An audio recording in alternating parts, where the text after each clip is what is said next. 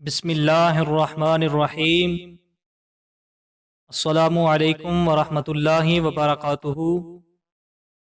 حضرت ابو ہریرہ رضی اللہ تعالی عنہ سے حدیث پاک روایت ہے، آپ فرماتے ہیں ہم ایک مرتبہ نبی کریم صلی اللہ علیہ وآلہ وسلم کے ساتھ تھے کہ اچانک کسی چیز کے گرنے کی آواز آتی ہے، اور نبی کریم صلی اللہ علیہ وآلہ وسلم نے ارشاد فرمایا، کیا تم میں سے کوئی شخص جانتا ہے کہ یہ کس چیز کی گرنے کی آواز تھی؟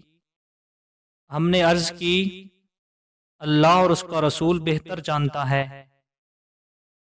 تو آقا علیہ الصلوۃ والسلام نے ارشاد فرمایا، آج سے 70,000 سال پہلے دوزخ میں ایک پتھر کو گرایا گیا تھا، آج وہ دوزخ کی تہ میں پہنچ گیا ہے۔